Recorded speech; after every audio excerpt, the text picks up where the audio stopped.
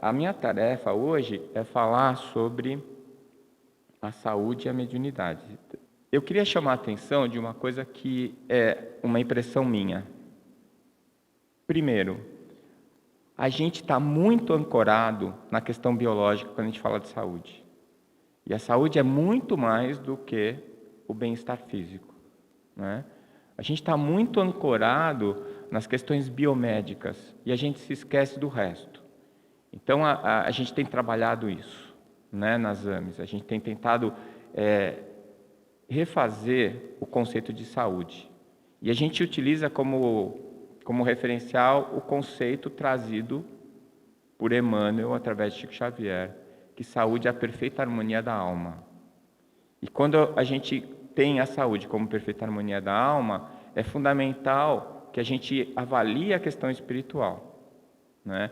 Então, eu sempre uso como exemplo a seguinte pergunta. Quem aqui, não precisa levantar a mão, até porque eu não estou enxergando que está a luz, eu estou vendo só no escuro aí. Quem daqui não toma um remedinho? O pessoal que já passou dobrou o cabo da Boa Esperança, sempre toma um remedinho. Quem aqui que não toma um remedinho para pressão, não toma um remedinho para o colesterol, não toma um remedinho para dormir de vez em quando, ainda mais nessas épocas de transição planetária, né? E você que toma esse remedinho, você é doente? Para a medicina você é. Se você toma um comprimidinho para pressão, você tem uma doença chamada hipertensão arterial sistêmica. Se você toma um remedinho para o colesterol, você é um dislipidêmico. Olha que bonito, não é? Então, isso significa que você é doente? Não. Então, saúde não é apenas, né, a ausência de doença física, e às vezes você é saudável com a doença física. Então, primeiro, nós estamos extremamente ancorados nessa questão da saúde. E a segunda coisa, nós estamos extremamente ancorados, quando a gente fala de mediunidade, ao fenômeno. Eu tenho visto muitos confrades espíritas que falam de mediunidade insistir que nem todos somos médiuns.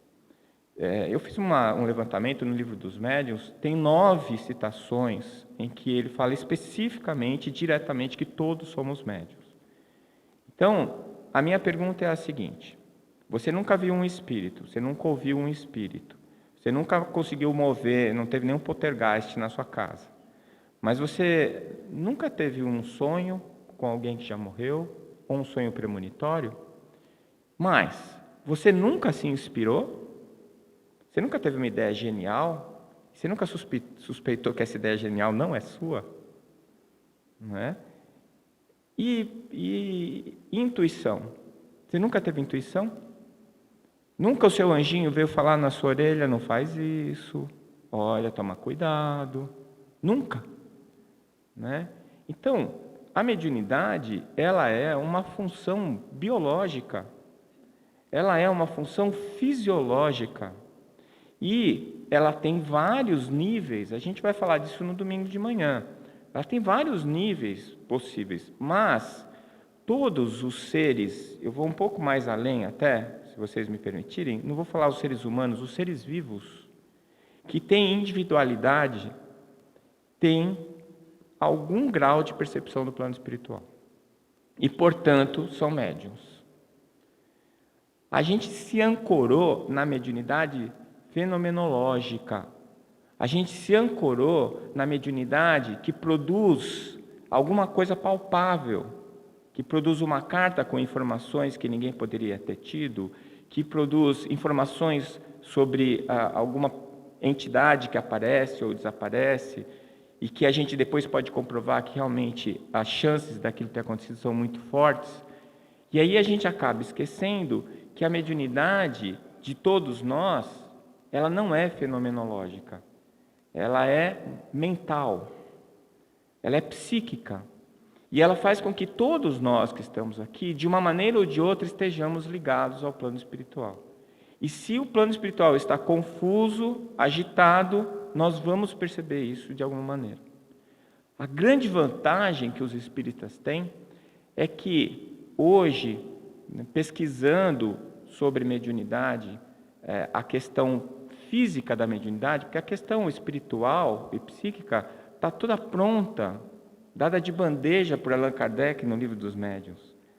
Agora a gente está dando um passo adiante para entender o que é que acontece com o corpo do médium quando ele está em transe mediúnico.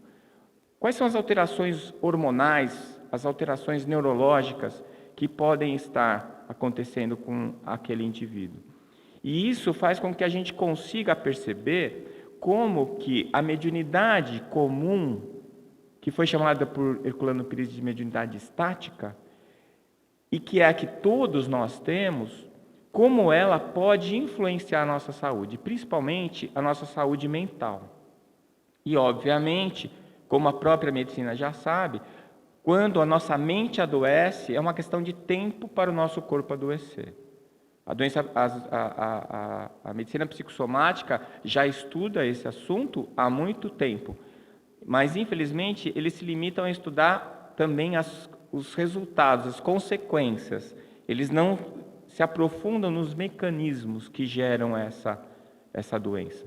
Como que você, triste, adoece fisicamente?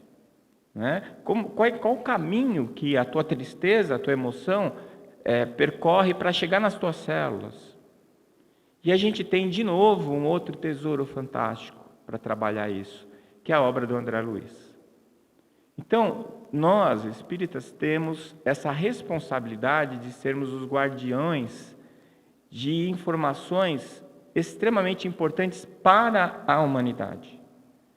E nós estamos trabalhando dentro do Espiritismo para revelar essas verdades e entender, dar um passo adiante através do conhecimento científico.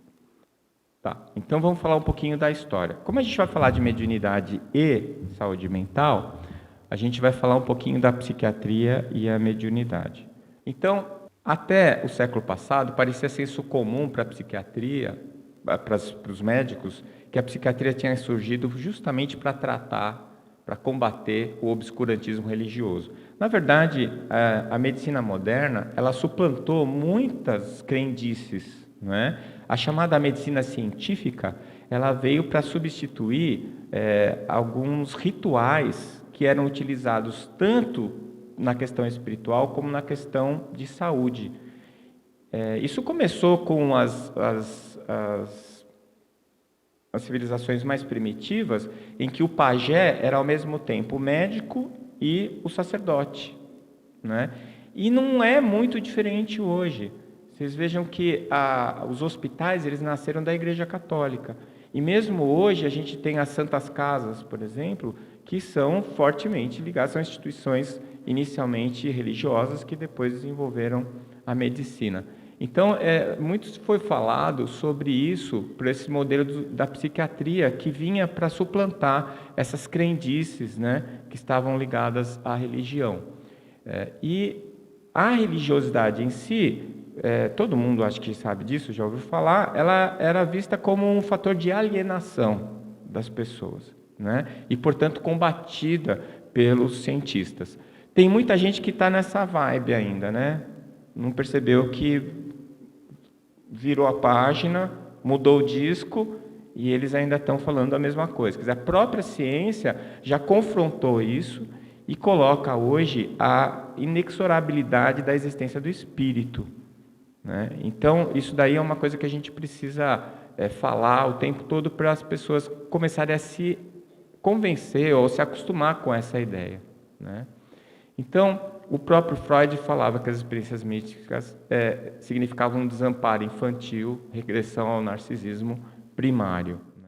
Outros autores descrevem essas manifestações como quadros psicóticos borderline. Aliás, bem recentemente, é que a Sociedade Americana de Psiquiatria passou a chamar a atenção dos psiquiatras que nem todo quadro dissociativo é patológico. Você sabe o que é um quadro dissociativo?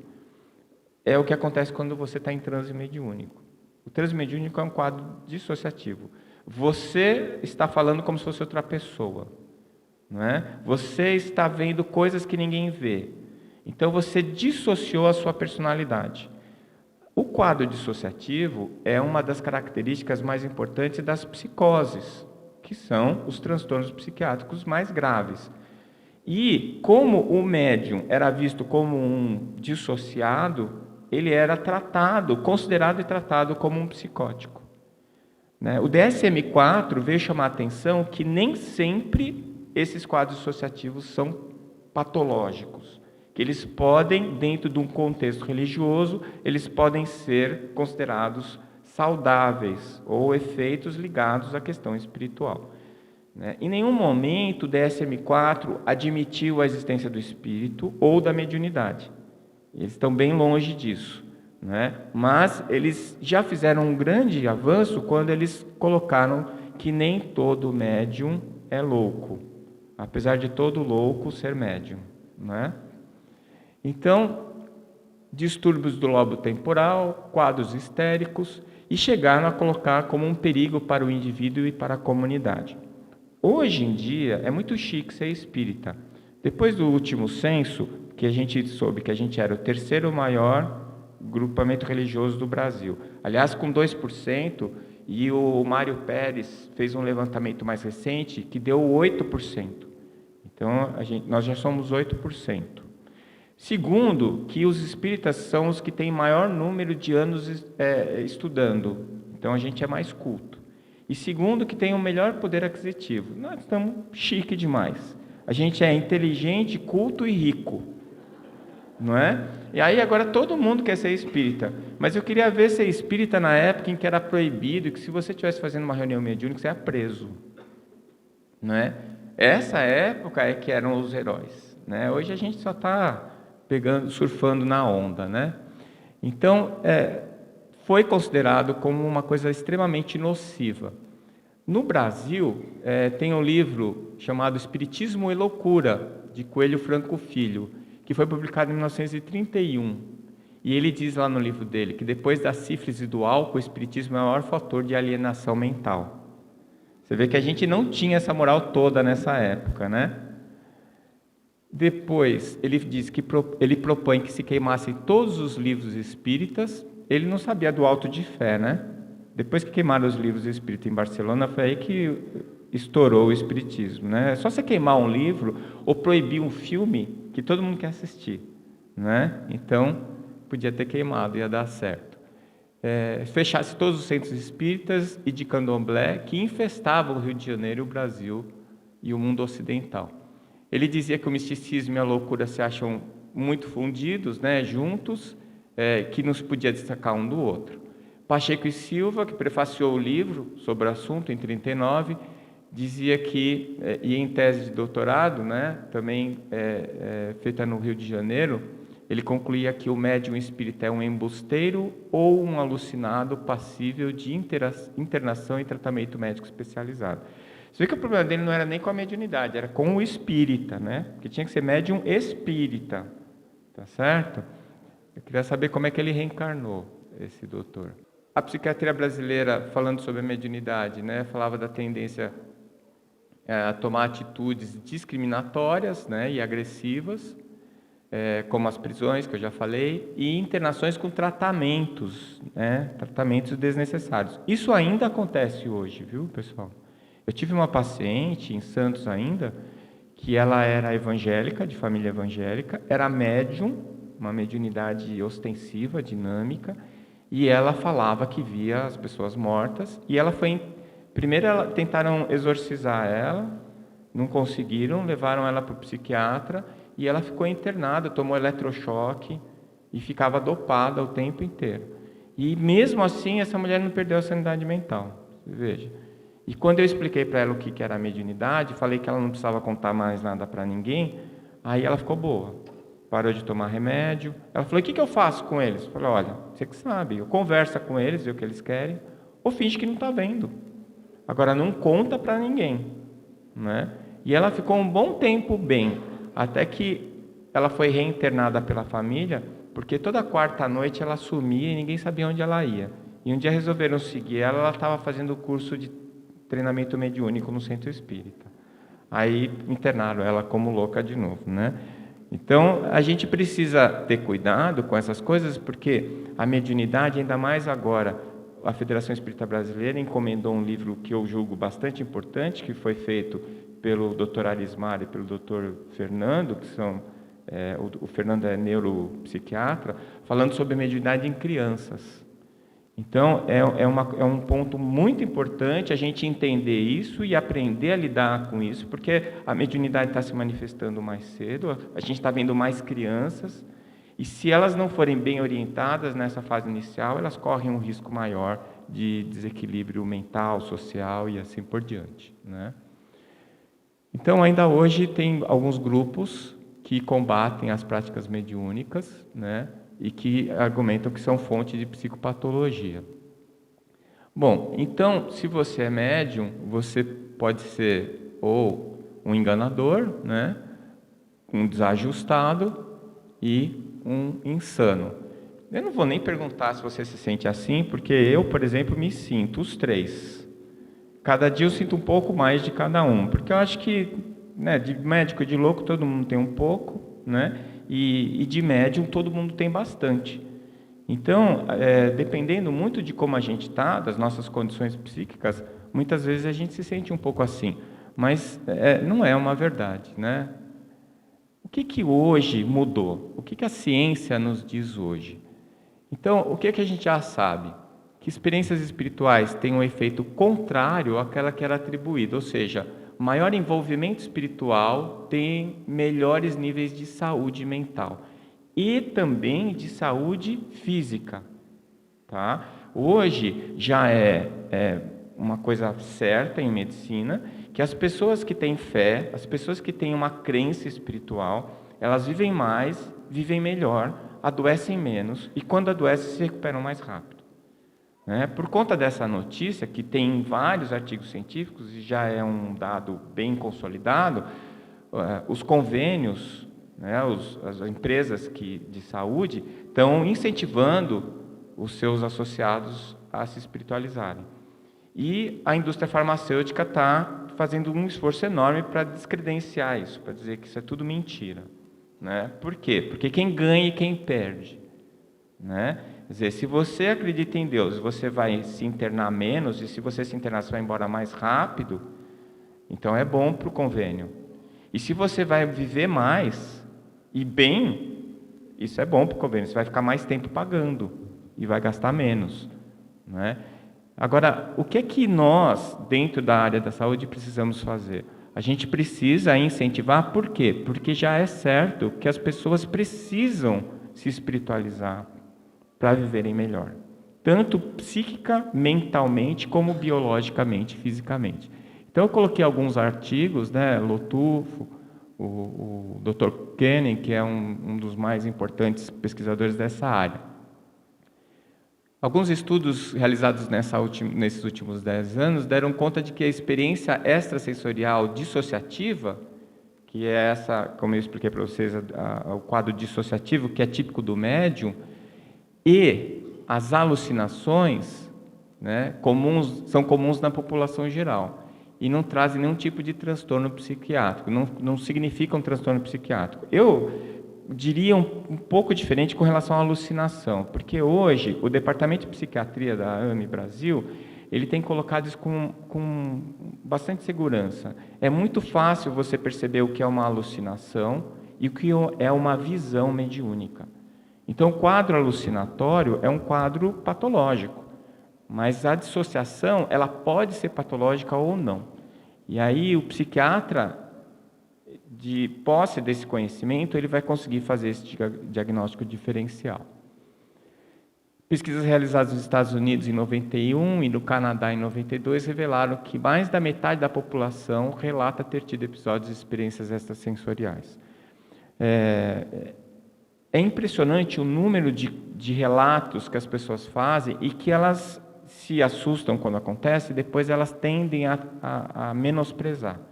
Então, eu tinha um amigo materialista, ateu, que ele tinha quadros de desdobramento quase todas as noites. E ele conseguia ir em lugares distantes, em cidades diferentes da que ele morava, ele entrava em contato com as pessoas lá, ele tinha experiência na casa dessas pessoas, via coisas que estavam acontecendo lá, depois voltava e dizia que era tudo sonho, que não tinha acontecido nada daquilo.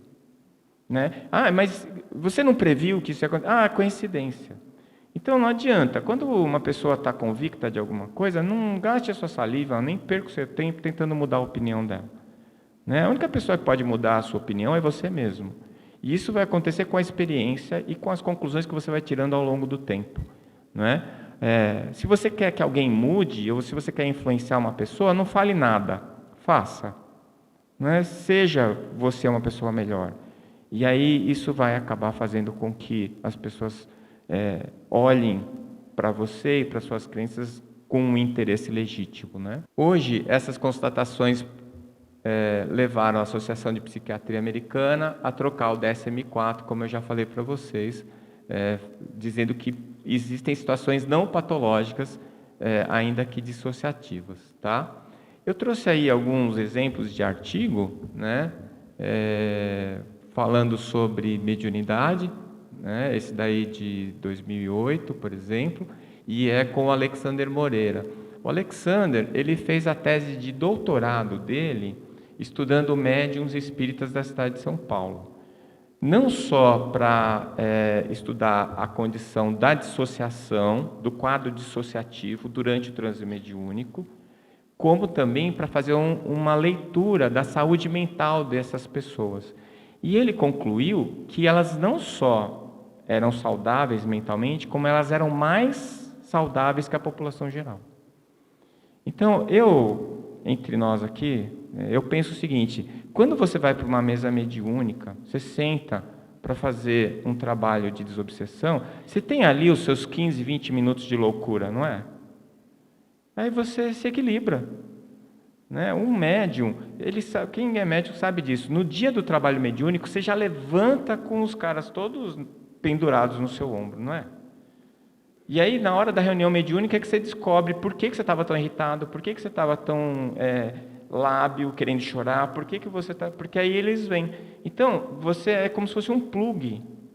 E você vai se conectando.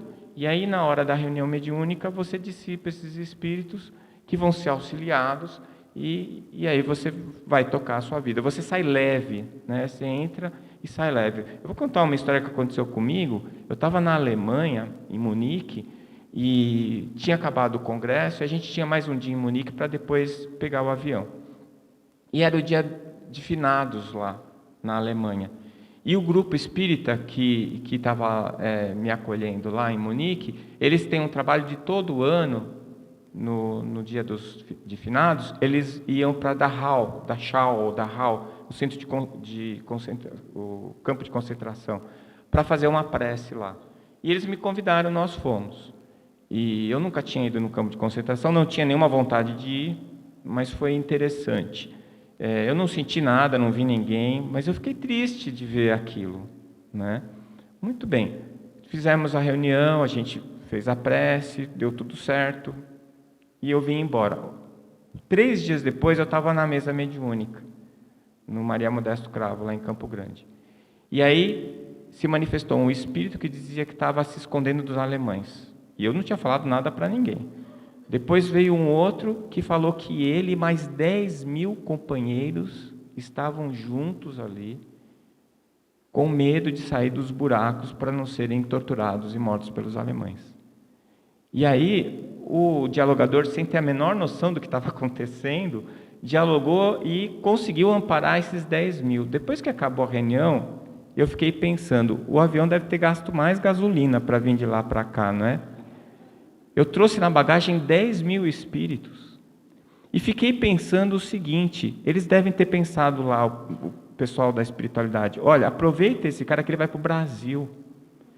E lá, o pessoal tem o know-how, né? Aqui na Alemanha, não. São grupos pequenos, com dificuldade. E aí, puseram na minha bagagem 10.000. Né? Então, eu fico pensando nisso, a importância do médium, né? A importância do trabalho mediúnico e da orientação espírita, que faz com que este médium encontre informações necessárias para que ele se desenvolva e mantenha a sua saúde mental e, consequentemente, a sua saúde física equilibradas. Então, ele fala aqui das diferenças dos médiuns espíritas brasileiros, né? Esse daí é o trabalho que ele publicou por conta da tese de doutorado dele, que foi defendida na USP, em São Paulo. E ele estudou 24 médiuns na cidade de São Paulo. Tá? Muito bem. Esse outro trabalho, feito em 2007, é um modelo, eu trouxe ele para citar, porque é um modelo bastante interessante de triplo cego. Né? Geralmente a gente faz duplo cego. O duplo cego é que quem está avaliando o resultado não sabe qual é o grupo. E muitas vezes o paciente também não sabe de qual grupo ele participa. Então ele pode receber placebo ou pode receber o remédio e ele não sabe. No triplo cego é bastante interessante porque esse modelo que quem começou, pelo que eu saiba, o primeiro artigo que eu li sobre isso era do Dr. Gary Schwartz, da Califórnia. E ele faz o triplo cego. Ele pega o médium e quem vai receber a carta ou a comunicação não é a pessoa que tem o parente desencarnado. É um representante que também não conhece a pessoa. Então, você veja assim, o médium ele vai receber uma mensagem de um parente de A, da pessoa A. Mas a pessoa A não vai encontrar o médium. Quem vai é uma pessoa B que não conhece nem o médium e nem a pessoa que vai receber a mensagem. Né? Inicialmente, se você mostrar isso para um cético, ele vai falar, tudo bem, não vai dar nada certo. Deu diferença. Né? Da primeira vez não deu uma diferença grande, mas aí o Dr. Gary Schwartz percebeu que ele dependia da sensibilidade do médium.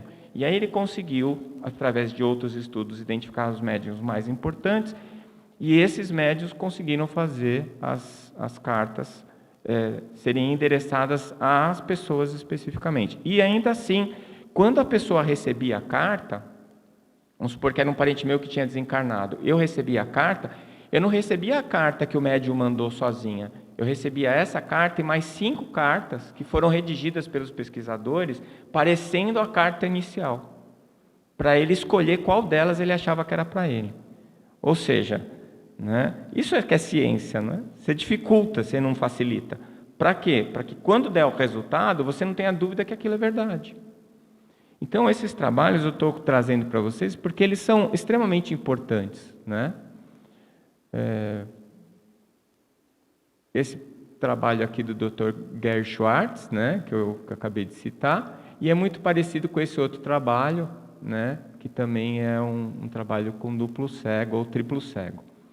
Então, o que é mediunidade, afinal de contas, né? Primeiro, aquilo que eu coloquei para vocês. Mediunidade não é fenômeno só, tá? Não é só fenômeno. Então, todo mundo acha legal poltergeist, mas também quando acontece, sai todo mundo correndo, né? Todo mundo tem medo.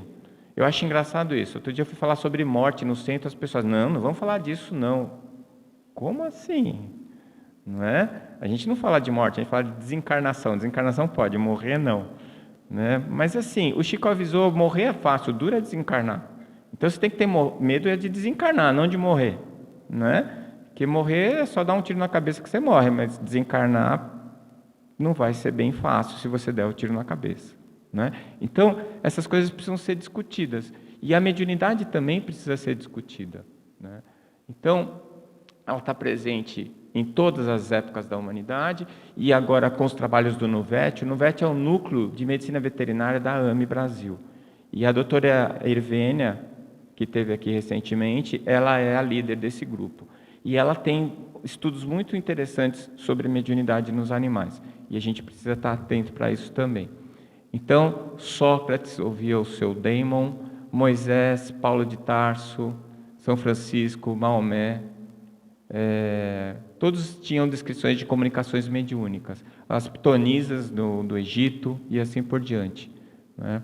Na passagem do século XIX para o XX, os pesquisadores começaram a estudar isso e eu fico pensando, né? Eu não sei essa resposta, mas Pierre Janet, William James, Myers, esse pessoal todo fez pesquisas de peso sobre mediunidade. E aí, parece que entrou num ostracismo, a gente entrou numa zona neutra, assim, escura, e agora que está sendo retomado, né? Então, as pesquisas que eu tenho visto sobre mediunidade, especificamente sobre mediunidade, elas têm 10 anos ou menos, né? Então, parece que essa onda do século passado, em que os psiquiatras e os médicos combatiam a mediunidade, elas retardaram um pouco as pesquisas nessa área. E agora que nós estamos prontos, né, elas vão começar a se desenvolver de novo.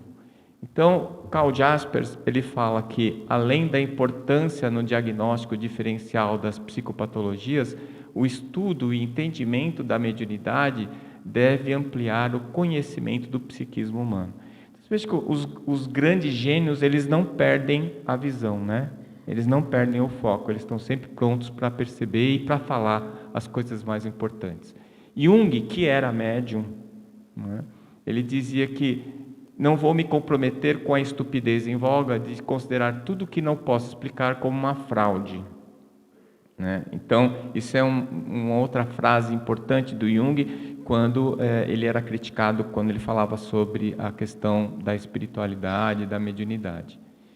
Então, você não é insano, nem fraudulento, mas também não é santo, né? Então, eu sempre falo do movimento pendular. A gente sai de um extremo e vai para o outro. Então, nem um extremo é legal, nem o outro. O lugar do meio é sempre o melhor lugar. É o lugar do equilíbrio, né? Então, se você tem mediunidade mais aguçada ou não, isso pode expor você mais ou não ao que está acontecendo no ambiente. E aí, essa é a característica da mediunidade que liga ela de uma maneira tão forte à psiquiatria e liga ela de uma maneira tão forte à questão espiritual. Por quê? Porque o que vai fazer diferença, mais do que a aptidão que você tem, né, que é consequente dos arranjos sinápticos, dos arranjos dos circuitos neurais que tem no seu cérebro, mais do que isso é em que você pensa, o que é que você sente. Se você é uma pessoa raivosa, irritada, você entra num padrão vibratório que vai atrair outras consciências que têm essa mesma vibração. E aí fica um alimentando o outro. E você vai ter dificuldade de sair disso. Se você é uma pessoa bem-humorada, se você é uma pessoa otimista, você vai limpar, você vai higienizar a sua psicosfera. E vão se aproximar de você espíritos que também comungam essa mesma vibração. E aí você vai se reforçando, você vai se fortalecendo dentro dessa postura, né? Eu tenho uma amiga minha que estava criticando uma colega de trabalho e xingando a menina, dizendo que ela era insuportável, que ela era isso, que ela era aquilo. Eu falei assim, mas o que ela te incomoda tanto? Imagina, de manhã cedo, 7 horas da manhã, está rindo, feliz. Está sempre elogiando todo mundo, ela é insuportável.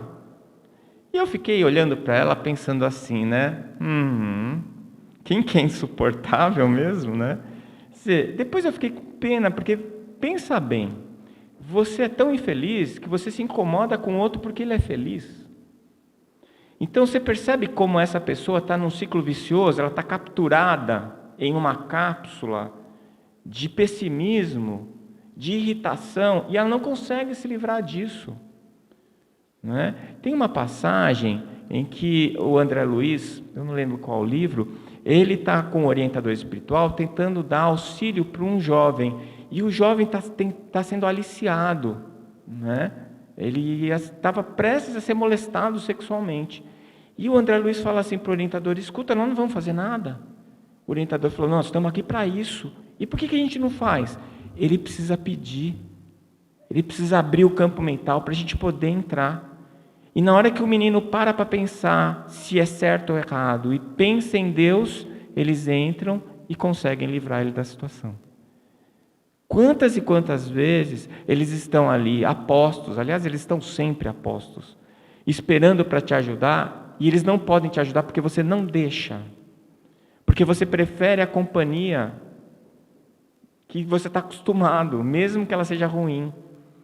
Quantas e quantas pessoas se sentem mais confortáveis, infelizes, porque elas acham que é o que ela está acostumada. Eu sempre fui infeliz, é melhor ser infeliz do que ser feliz e depois me decepcionar. Gente, para pensar. Não é assim que funciona.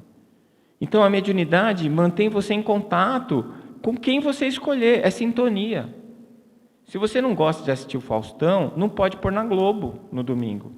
Senão você vai ser obrigado a assistir o Faustão. Aí você põe e fica reclamando. O pessoal do Big Brother, né? Fica xingando o Big Brother. Meu, é só não ligar. Você não precisa assistir, ninguém está te obrigando a assistir. Então fica reclamando, para de assistir. Então para de ser igual essa minha amiga, de ter raiva de quem é feliz. E para de reclamar das coisas, porque na verdade você que convidou essas pessoas para fazerem parte da sua vida. E se você está infeliz, irritado, é por sua conta e risco, né? Essa é a melhor e a pior notícia que o Espiritismo dá. Está tudo na sua mão. É você que é o responsável pela sua vida, né? Então, essa questão de você ser uma antena, mas quem faz a sintonia é você. São escolhas. E são as suas escolhas. É você que vai decidir. Então, a multidão que estará ao seu redor, e é uma multidão, ela vai estar de bem ou de mal, dependendo de quem você escolher para estar ali com você.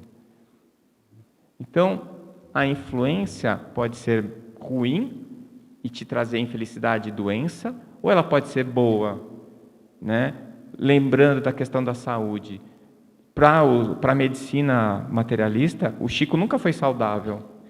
Ele era cego de um olho, ele tinha hérnia no abdômen, ele teve hiperplasia de próstata, ele teve todas as doenças que são passíveis de um ser humano ter. Mas ele morreu com aquela idade trabalhando, né? A doutora Marlene me contava que na época que ela ficou com o Chico, ele dormia de 2 a 3 horas por dia, porque ele saía do centro tarde da noite e ainda tinha que parar no orelhão para ligar para a irmã. Aí depois ele ia deitar para dormir 2 horas para levantar para ir trabalhar de manhã no outro dia, né? Quem é que aguentaria passar os 90 anos fazendo isso, né? Hoje em dia, ainda mais hoje em dia, que a gente está tão acostumado com o conforto que a gente é intolerante a qualquer desconforto, né? Outro dia foi uma espírita lá no meu consultório, ela está deprimida, mal, tudo está ruim. Aí dei um remédio para ela voltou, esse seu remédio não me fez bem, eu passei mal, troquei. Ela falou, olha, esse seu remédio, eu já fico bravo quando fala que o remédio é meu. Não é meu, foi você que comprou, você que está tomando, ele é seu, não é? Aí pedi um exame para ela, uma endoscopia, ela ficou com dor na garganta. Aí pediu uma coluna, ela ficou com dor no ânus. Aí da outra vez que ela foi, eu falei, eu não vou mais pedir nada para a senhora, não vou mais dar remédio nenhum para a senhora.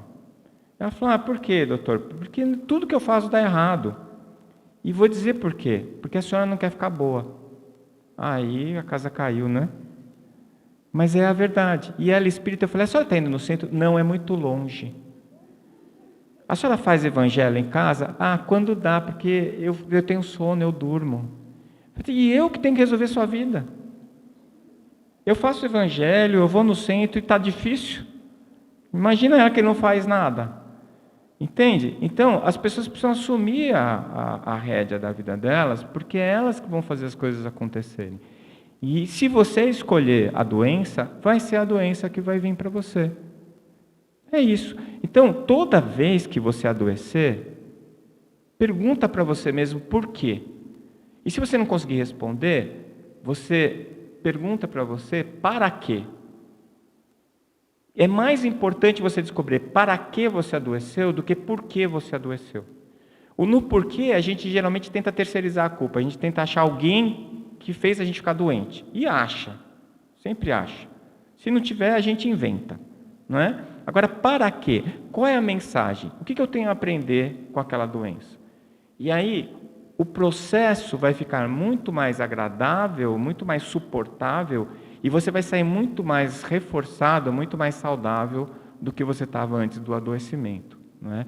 Então, não se esqueça que você tem companhias, que essas companhias são convidados seus. Então, a mediunidade não é uma psicopatologia, é uma função fisiológica. A mediunidade não é um fator gerador de doença mental, mas a mediunidade é um fator de grande influência sobre a saúde mental. Tanto pode te agravar, como pode te proteger. Vai depender do que você vai fazer com as suas faculdades. Não é? O que faz a diferença? Desenvolver a mediunidade? Então tem gente que fala assim, você é médium? Precisa desenvolver, precisa ir para o centro, fazer desenvolvimento mediúnico e trabalhar. Às vezes às vezes não. Vocês já pensaram se você fosse um evangélico e você fosse médium ostensivo? Você ia ter que virar espírita? Senão você ia ficar louco? Na verdade, o que você precisa é desenvolver a sua mente, o seu psiquismo. A mediunidade obriga você a manter a sua higiene mental. Né? Eu comparo isso com a obesidade. O último trabalho que saiu sobre a obesidade mostra que o obeso, 80% da causa dele ser obeso, 80% é genético. Então, você não é obeso só porque você quer, porque você come, porque você não gosta de fazer exercício. Está cheio de gente que come muito, não faz exercício, é magro. Minha avó chamava de magro de ruindade. Né? Come e não engorda. Por quê? Porque ele tem uma genética, com uma taxa metabólica basal mais alta, ele não acumula gordura, ele é magro. Agora, o problema é que os outros 20% é hábito de vida. E se você tem os 80% para ser obeso, os 20% são a única coisa que você vai poder mudar. Porque aqueles 80% não tem jeito de você mudar. Isso exige de você uma disciplina muito maior que a dos outros. Você vai sentar, comer 1/5 do que o outro comeu, e aquele 1/5, como diz um amigo meu que é obeso, ele fala assim, só de eu respirar eu engordo. Não é? Ele senta perto de uma batata frita, ele já engorda 500 gramas. Não é? E é verdade. E aí ele se revolta, porque o outro está comendo. Mas por que é desse jeito? Por quê? Tem algum motivo. Né? Para quê? Para ele desenvolver a disciplina, para ele desenvolver a paciência. A mesma coisa o médium. Você tem mediunidade, isso é genético, não tem como você mudar. O que te sobra? A higiene mental. Te sobra o rigor com que você vai controlar os seus pensamentos, as suas palavras, os lugares onde você vai, as coisas que você faz, as companhias que você escolhe. Não é? Então, eu falo que eu tinha um mata-burro na minha pineal, que eu não via nada, não ouvia nada. E depois, com o espiritismo e frequentando a casa, eu comecei a aumentar a minha sensibilidade. E hoje eu consigo, às vezes eu vejo, eu tenho psicofonia. É meia boca, mas tem. Né? E eu tenho saudade quando eu não via nada. Era mais fácil. Eu aumentei o meu espectro, mas eu aumentei também a influência sobre mim. E às vezes eu fico mal, não tem nada acontecendo de ruim na minha vida, e eu já sei o que é. Eu estou conectado com alguém que de alguma maneira eu convidei para estar ali junto de mim. Não é? Então isso obriga você a uma disciplina. Então desenvolver a mediunidade não significa que você precisa obrigatoriamente trabalhar como médium, mas significa que você precisa estudar e entender o que está acontecendo com você, para você poder controlar o fenômeno. Não é? Então, tinha um médium que eu conheci, que ele era um bandista, e ele foi procurar o espiritismo, por quê? Porque ele entrava em transe mediúnico sem controle nenhum. E o dia que ele estava fazendo compra no supermercado, e ele recebeu um preto velho no supermercado, e depois, quando ele voltou a si, estava um Deus nos acuda lá no supermercado, ele falou, não dá para levar minha vida desse jeito. Aí ele foi lá no centro onde ele frequentava para pedir ajuda e encaminharam ele para um centro espírita. Ele foi para o centro espírita para estudar a mediunidade. E aí ele começou a entender o que estava acontecendo com ele e ele começou a perceber. Eu sou um médium inexperiente, mas eu sei quando é meu, eu estou aprendendo a distinguir o que é meu e o que não é meu. Então vem um pensamento, eu percebo, não, isso aqui não é meu. Esse pensamento não tem origem em mim. Eu estou entrando em contato com alguém. E quando você começa a perceber, separar isso aí, você começa a controlar o fenômeno, né? É igual andar. Todo mundo anda, mas tem gente que anda em cima de um fio e se equilibra no fio. É uma questão de habilidade. Então, se você tem a sensibilidade, você tem a obrigação de desenvolver a habilidade, porque senão você vai adoecer, que é o mesmo caso da obesidade, como eu já falei, né? Então, você não precisa melhorar a sua sensibilidade, você precisa aprender o que é que está acontecendo. Você precisa entender o fenômeno para ter maior controle sobre ele, né?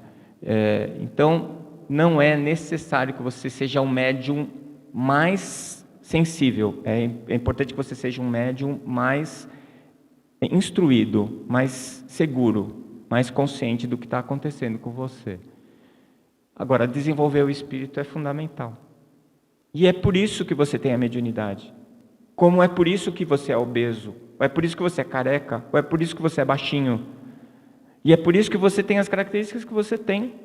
Por quê? Porque para você, neste momento da sua evolução, é a melhor situação para você desenvolver aquilo que está ruim em você, que você está precisando desenvolver, que você está precisando aprender. Não é? Então, a doença, como o próprio Jesus disse, quem precisa de médico são os doentes.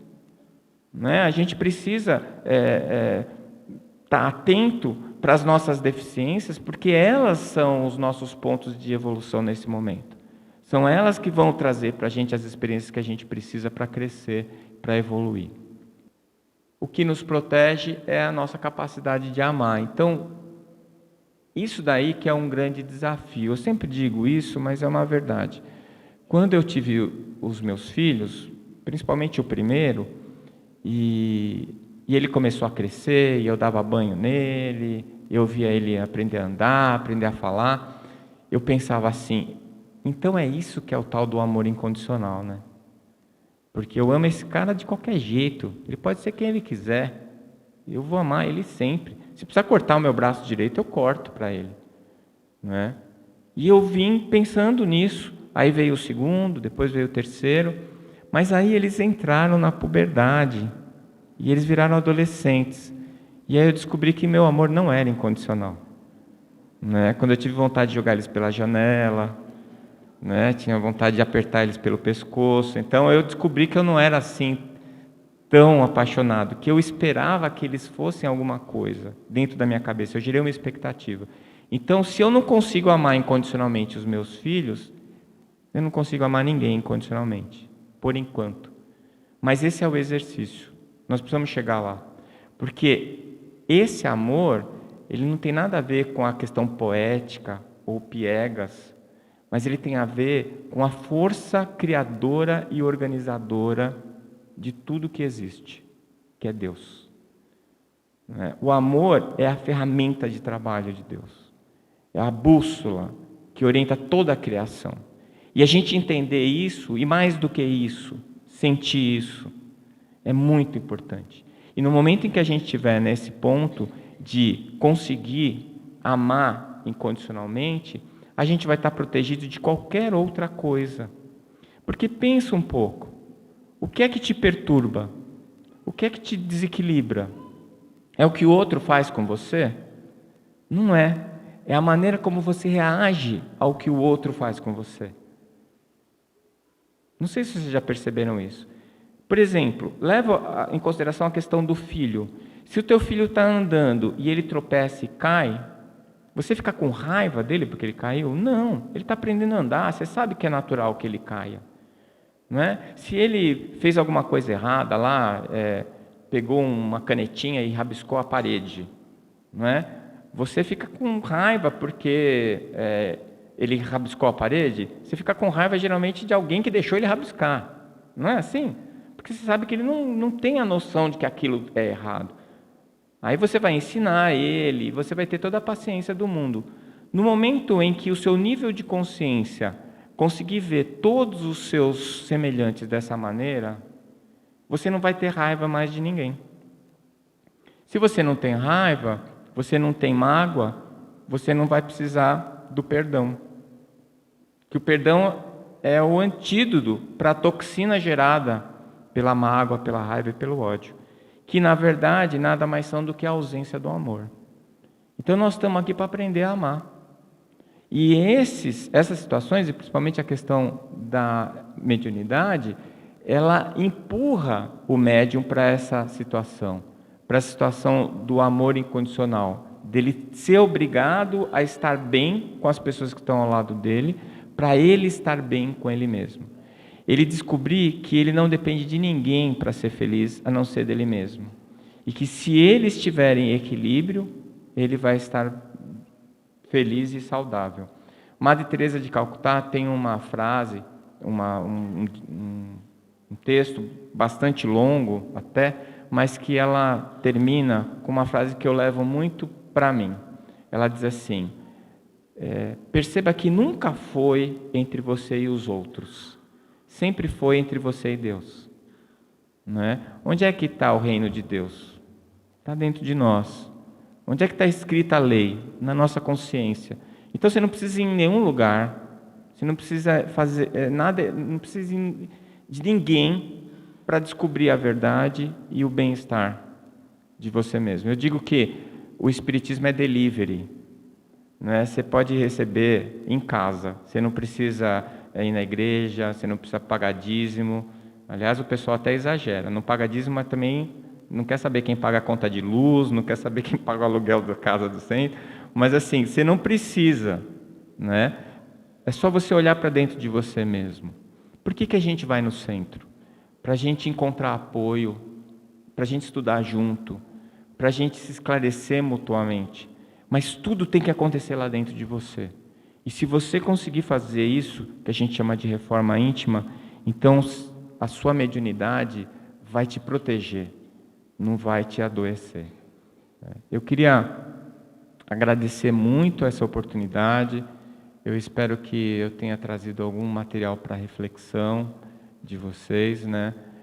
E que a gente tenha um final de semana iluminado, que eu tenho certeza que vai ser, com esses oradores que estão aí, que vão trazer informações preciosas para essa função fisiológica que é a mediunidade, com profundas implicações espirituais e mentais. Muito obrigado.